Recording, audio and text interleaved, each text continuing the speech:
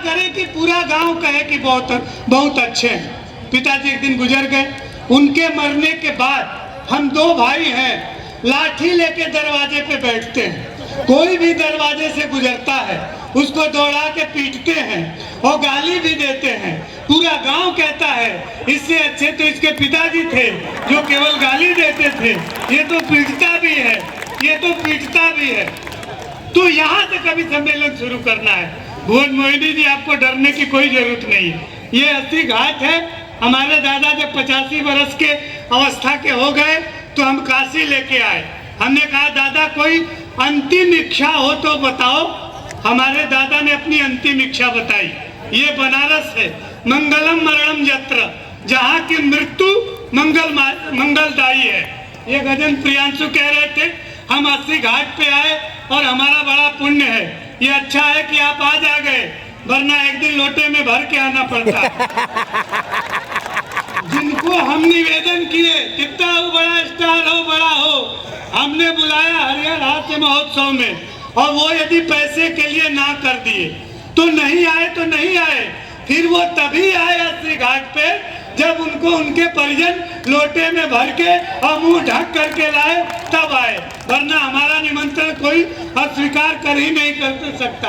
अब थोड़ी देर के लिए जो व्यवस्थापक हैं उनसे निवेदन है कि आप जहाँ तहाँ बैठ जाइए। आप लोगों ने बहुत श्रम किया है। 3 कवि, 2 कवि विशेष हैं जो कि शेष हैं, इन्हें भी सुनना हमारा दायित्व है। आपका जितना करना था आपने कर दिया। बात शुरू करता हूँ, सुन लीजिएगा। तो दादाजी ने कहा कि अब मैं काशी आ गया हूँ, तो हमने कहा कोई अंतिम इच्छा हो तो बताओ। बुजुर्ग हिंदुस्तान का मृत्यु करीब हो, अपनी अंतिम इच्छा बताता है। ये मैं केवल इसलिए सुना रहा हूँ कि आप डॉक्टर साहब को सुनने का मन बना लीजिएगा कि मेरे खानदान के बड़े बुजुर्ग दादा बोले प्रतिदिन गंगा में नहाना चाहता हूँ मैं, और बाकी बचे जीवन को भोले की शरण जाके राम राम जप के गंवाना चाहता हूँ मैं, कि जैसे तैसे मेरी बीत गई है जवानी, आशाराम सा बुढ़ापा न बिताना चाहता हूँ मैं, और मेरी अंतिम इच्छा है बस एक बार राधे माँ को गोद में उठाना चाहता हूँ। आप ऐसे ही जागृत रहिए, कवि सम्मेलन बहुत आनंददायक है। हमारा ये पांडे कह रहा था चीन का, हमारे पूज्य गुरु जी की उपस्थिति है, ये मेरा सौभाग्य है। मैं इधर दूसरा मंच गुरु जी के सानिध्य में कर रहा हूँ। आप इन्हीं के अंडर मैंने पीएचडी की है 2002 में हिंदू विश्वविद्यालय में, कला संकाय में प्रोफेसर हैं प्रोफेसर उपेंद्र पांडे जी। मैं आपसे निवेदन करूंगा हमारे गुरुजी के लिए भी एक बार आप तालियां बजा दीजिए, हमारा सम्मान बढ़ जाएगा। चाइना, ये चाइना की बात कह रहा था, मैं उनकी भूमिका में खड़ा हूं, बहुत जल्दी जल्दी उनके लिए आपको जागृत कर रहा हूं। सर, इतनी छोटी सी आंख लेके चाइना भारत के तरफ दृष्टि गड़ाता है।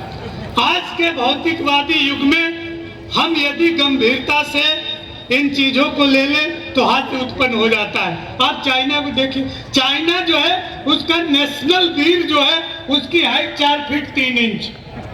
इससे बड़ा कोई चाइना में वीर पैदा ही नहीं हुआ। गलती से कोई 5 फीट 7 इंच का मिल जाए तो समझिए भारत के ऋषि महर्षि तीर्थ यात्रा पे चाइना गए हुए थे। और एक छंद सुनाता हूँ, अपनी ऊर्जा को दुगुणित कीजिएगा। साहित्य में इसे गूढ़भूत व्यक्ति कहते हैं, निरर्थक शब्दों से सार्थक प्रयोग। जिन शब्दों का हिंदी साहित्य में कोई मतलब नहीं है उससे आनंद कैसे आता है। कि बटन सी आंख बीच चाइनीज नाक तेरी, कि बटन सी आंख बीच चाइनीज नाक तेरी, धाक में सुराख कर देंगे लाल माओ के। और एक बात जिनपिंग ठीक से समझ लेना, कोट में गुलाब नहीं दाढ़ी वाले तो के। कि बटन ड्रैगन के परदादा कालिया के फन पर कथक किए थे लघु भ्राता बलदाऊ के। तो कान खोल सुन लेना, बाप ही लगेंगे हम हिजिंग पिजिंग क्लिंग चिंग चांग चाऊ के। जान चाहूं के अब मैं इश्क मोहब्बत के उस शानदार कवित्री को आपको बुला रहा हूँ। हमारा पांडे कह रहा था कि प्रेम करना नहीं चाहिए। हमारा भी एक रील बहुत वायरल हुआ था, आपको बता दे रहा हूँ यथार्थ क्या है। भुवन मोहिनी जी आप क्या गवाही, 24 घंटे आप जिसके इश्क में मसरूफ हैं, बस वो केवल आपकी है, इसका कोई प्रूफ है। और इधर उधर ना मरना इधर उधर नहीं चाहिए। आपको मरना है तो आप मरने के लिए तैयार हो जाइए। मैं इंदौर से आई हुई डॉक्टर भुवन मोहिनी को बुला रहा हूँ कि पार्षद हो बेवफा तो महापौर को मरो। ये दो कवि और सामने विराजमान है, प्रशांत बजरंगी हिंदू विश्वविद्यालय से और अवधेश मिश्र रजत।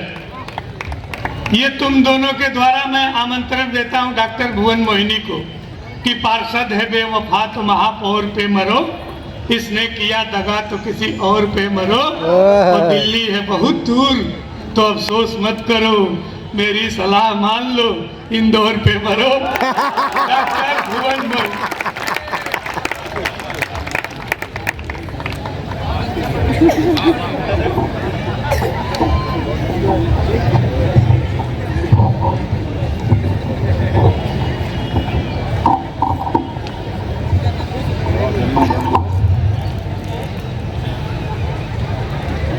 माँ गंगा की बहती धार को प्रणाम करती हूँ, बाबा विश्वनाथ के चरणों में वंदन करती हूँ, मंच को और आप सभी को नमन करती हूँ।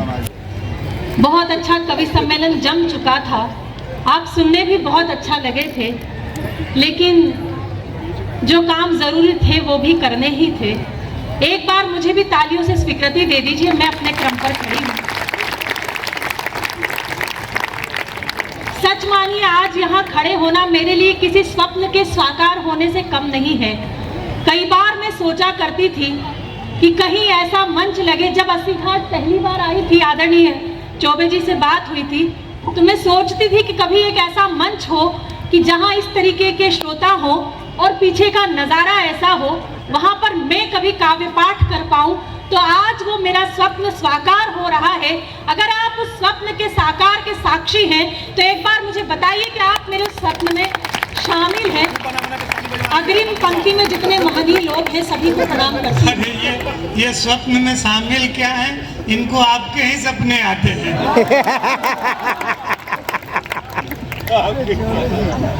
इन्हें किनके सपने आते हैं ये मैं भी जानती हूँ, लेकिन बहुत अच्छा आप लोग सुन रहे हैं। कुछ पदों से जुड़ने का प्रयास करती हूँ। कुछ विसंगतियाँ जो देश में अभी उपस्थित है, मैं उन्हें गाने का प्रयास करती हूँ। अगर वो बात आप तक पहुँच जाए तो फिर आपके समर्थन के हाथ खुले तो मैं तय करूँगी कि मुझे किस विधा में पढ़ना है।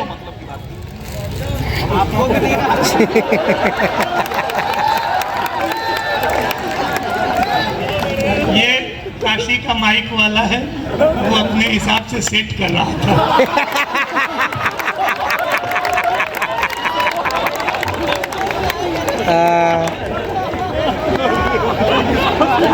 उनके सर पर जितने बाल हैं मैं बहुत बहुत नमन वंदन करती हूँ। आदरणीय चौबे जी बता ही चुके हैं कि यहाँ पे बुजुर्गों का रस किस ओर जाता है। और फिर मैं तो मध्य प्रदेश से आती हूँ, जहाँ दिग्विजय जी ने बताया है कि प्रेम उम्र की किस सीमा तक किया जा सकता है। बहुत मैं सच मानिए मैं कभी बुजुर्गों को अंडर एस्टिमेट करती ही नहीं। आजकल खतरा युवाओं से कम बुजुर्गों से अधिक हो गया। गली नुक्कड़ व चौराहों पे चर्चा आम करती है, गली नुक्कड़ व चौराहों पे चर्चा आम करती है, बुजुर्गों को ये पीढ़ी मुफ्त में बदनाम करती है। और सजा लेते हैं तस्वीरें नजर से खींच कर दिल में, सजा लेते हैं तस्वीरें नजर से खींच कर दिल में, ये बूढ़ी आंख इनकी कैमरों का काम करती है। मैं बिल्कुल ऐसा नहीं सोचती हूँ। सुनिएगा, कुछ पदों से जोड़ती हूँ। जिस रस में, जिस विधा में आप सुनेंगे, मैं सुनाती चली जाऊंगी, सुनिएगा। मंत्र का भी ध्यान चाहती हूँ, सुनेगा। कि हो गई रे बावरिया दुनिया, हो गई रे बावरिया। ये 4 समझदार है जिन्होंने तालियां शुरू की है। बाकी लोग भी बजाए ताकि मेरा भ्रम बना रहे कि आप भी समझदार हैं। कि हो गई रे बावरिया दुनिया, हो गई रे बावरिया दुनिया, हो गई रे। एक मीरा थी प्यार की खातिर पिया जहर का प्याला, एक मीरा थी प्यार की खातिर पिया जहर का प्याला। आज की मीरा मदिरा पीकर गाती है उल्लाला। हो गई रे बावरिया, हो गई रे। नहीं, बहुत समझदार श्रोता है। कि आज की मीरा मदिरा पीकर गाती है उल्लाला। हो गई रे बावरिया दुनिया, हो गई रे। आदरणीय वीडियो बना रहे हैं मोबाइल से, आप इस उम्र में वीडियो बनाकर करेंगे क्या? मैं भूतकाल छोड़ो दादाजी, वर्तमान में लौटो। भूतकाल छोड़ो दादाजी, वर्तमान में लौटो।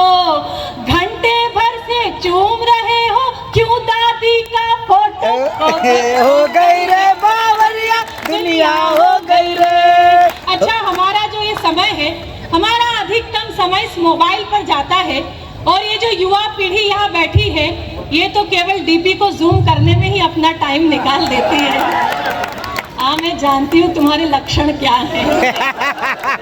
2 पंक्तियां अगर ये तुम्हारा अनुभव रहा हो तो फिर वो ताली बजाना जो अब तक ना बजी हो।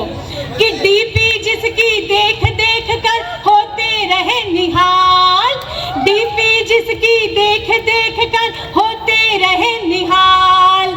जिसको 16 साल की समझा निकली 70 साल। हो गई रे। अनुभव बोलता कि जिसको 16 साल की समझा निकली 70 साल। हो गई रे बावरिया दुनिया, हो गई रे। अच्छा, आदरणीय चौबे जी